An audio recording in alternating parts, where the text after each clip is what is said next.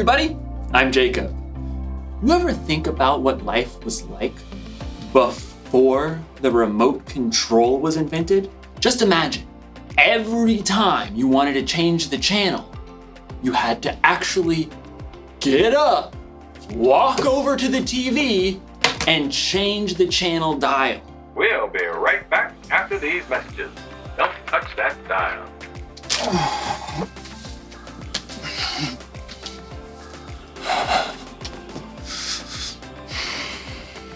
I should appreciate you more. But we're not here to talk about remote controls. We're here to talk about self-control. Self-control is choosing to do what you should even when you don't want to. Hey, wouldn't it be cool if we had a remote control for ourselves? An actual self-control? That way, if I was ever feeling bored or something, I could just, change the channel. Like, all right, you varmint. You've met your match. I'm the fastest channel switcher on this side of the Colorado. Sure is lonely out in space. Fall back. Picks his target. Pass! Sorry, Miss Ackerman. Dance party! I'm the Turquoise Avenger. I knight thee! Can't stop dancing! Can't stop dancing! Things are getting out of hand! Scalpel! Whoa! Finally, I had to take the batteries out. That was trouble. In today's story, we'll find out that when you lose control, trouble is exactly what you'll get. We'll be right back. Don't touch that dial. The Bible. It's 66 books of history, stories, letters, and poetry that fit together to form God's one big story. The epic adventure of how He created us and loves us so much that He made a way to rescue us. As we travel through the Bible, from Genesis to Revelation, we discover people who met God and found their lives changed forever. Now, for an amazing story, inspired by the book of Proverbs, chapter 25, verse 28. Theo Brickman knew he had the perfect name. He had been building brick creations ever since he could wrap his chubby baby hand around a mega brick. Brick! As Theo grew older, he moved on to brick building kits, but soon his imagination raced ahead of any building kit or building instruction set you could ever buy. I want to build Jupiter, all of Narnia, a ginormous flying pizza. Theo even got a job at a brick building store so he could spend his days surrounded by bricks. So he was overjoyed when he found out that a brick building TV show called Brick Bosses was going to be holding auditions in his town. I'll get on the show for sure. On the day of auditions, several dozen other people showed up along with Theo. He jostled up to the front for a good spot. I bet not one of them can beat me. A tiny lady with iron gray hair eyed him sharply as she addressed the competitors. I am Althea Legoimi, and I shall be judging you on originality, technical skills, and overall conduct. There is a break room if you need a snack or rest, but no food may be eaten here in the brick room. You have 4 hours to build anything you can imagine. Begin! Theo raced to the side of the room where racks and bins holding every kind of brick stood. Hey, you stepped on my foot. You snooze, you lose. Theo shoveled bricks into his bin. I'll build a castle, one with turrets and towers and a wonderful moat filled with shiny brick water. Theo got right to work. Soon, the walls of his fortress began to rise.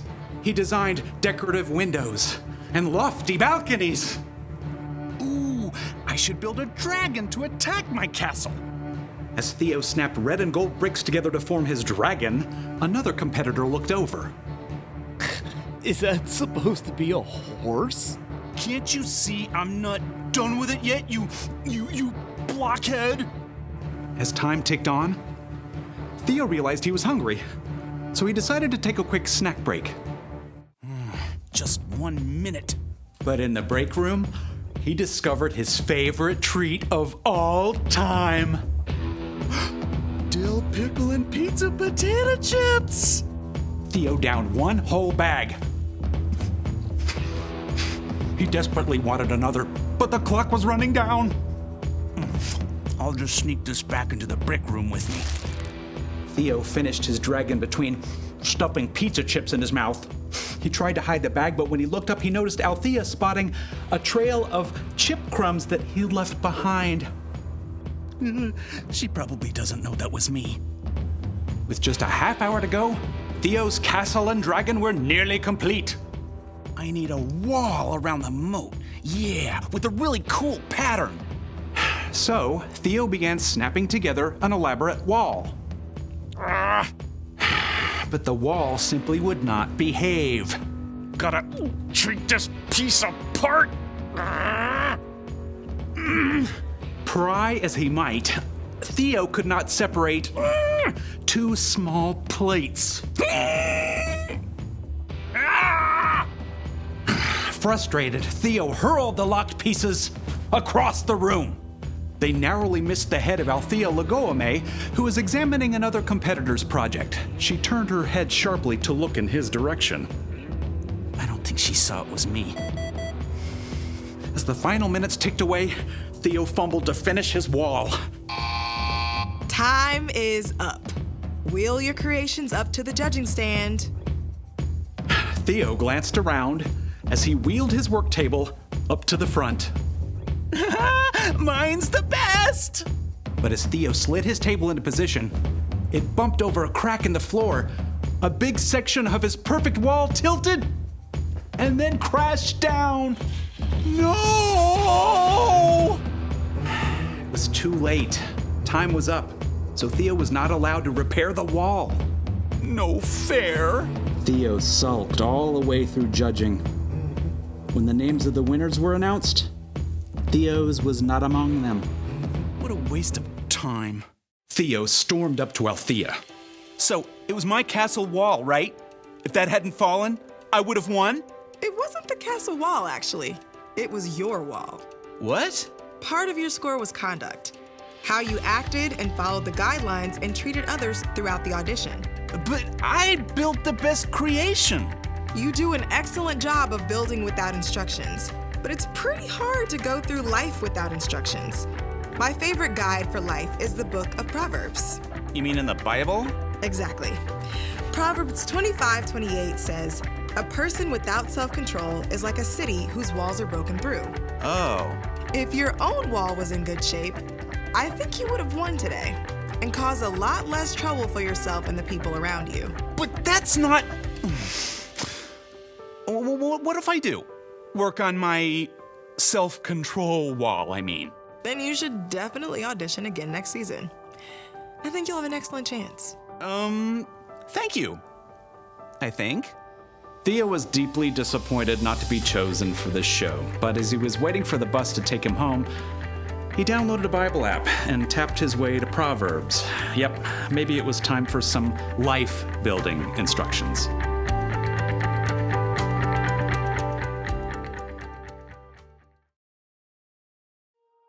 One of the wisest people ever, King Solomon, wrote this: "A person without self-control is like a city whose walls are broken through."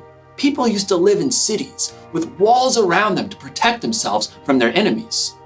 So, if there was ever a hole in the wall, it meant trouble. You may not have ever lived in a city with a wall, but you can imagine what it would be like if there was a hole in the wall of your home. Ma, there's rain coming through the hole again. And there's a tiger. Huh. Oh, tiger, Ma!